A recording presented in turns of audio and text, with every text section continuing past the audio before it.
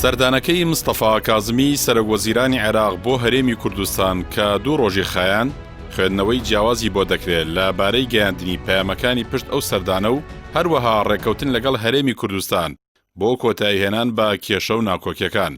ڕۆژنامەی سەباحی عێراقی کە میدیایەکی نیمچە فەرمی حکومیە سەبارەت بەو بابەتە دەڵێت جیاواز لە هەر سەردانێکی سەرۆکوەزیرانەکانی پێشووی عێراق بۆ هەرێمی کوردستان کازمی سوور بووە لەبارەی ئاگاداربوون لە دۆخی هاوڵاتیانی شارەکانی هەرێم چونکە ئەوان بەشێکی گیانە بوون لە گەلی عێراق کێشەی هاوڵاتیانیش لە سەرتاسەری عێراق وەکو یەک سیر دەکرێت و هەمان مافیان هەیە.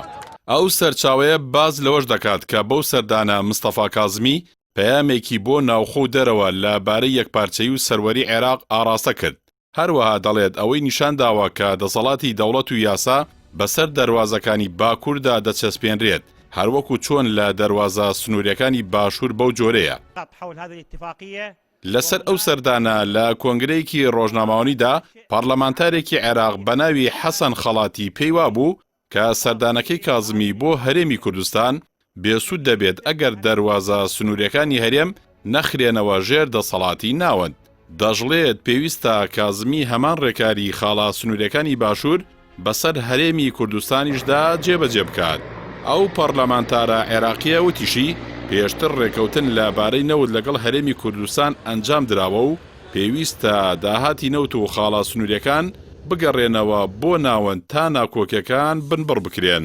هاوکات نووسینگەی سەرۆکایەتی وەزیرانی عێراق ڕاگەندراوێکی لەبارەی سەردانەکەی مستەفا کازمیەوە بڵاو کردوێتەوە ئاشکرای کرد کە چەند دۆسیەیەکی نیشتیمانی لەگەڵ بەرپرسانی هەرێمی کوردستان تاوتوێ کراون، لەوانەش پرسی هەڵبژاردننی پێشوەخت و هاوکاری ئەمنی بۆ ڕوبەڕووبوونەوەی داعش و مەترسیەکانی سەرخاکی عێراق.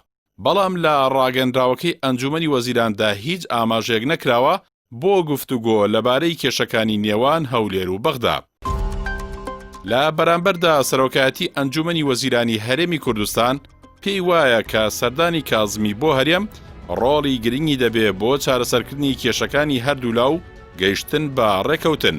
ئێمە وەکو حکوومەتی هەرێمی کوردستان لەو بارەیەوە جوتیار عادل وتەبێژی سەرۆکایەتی ئەنجومەنی وەزیرانی هەرێمی کوردستان دەڵێت ئەو سەردانە یارمەتی دەردەبێت بۆ نەهێشتنی کۆسپ و لەمپەرەکان.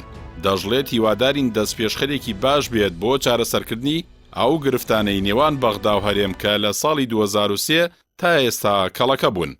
بەوتەی جوتیار عادل حکوومەتی هەرێم ئامادەباشی تەواوی هەیە بۆ ڕێکەوتنێکی تەواوەتی و هاوبەش بەپێی دەستور و بە جۆرێک هەردوو لە ڕەزامەند بکات. ئاشکراشی کردووە کە ئامادەن ڕۆژانە 250,000 بەرمیل نەوت ڕادستی بەغدا بکەن و بە هاوبەشیش خاڵا سنووریەکانی هەرێم بەڕێوە ببن.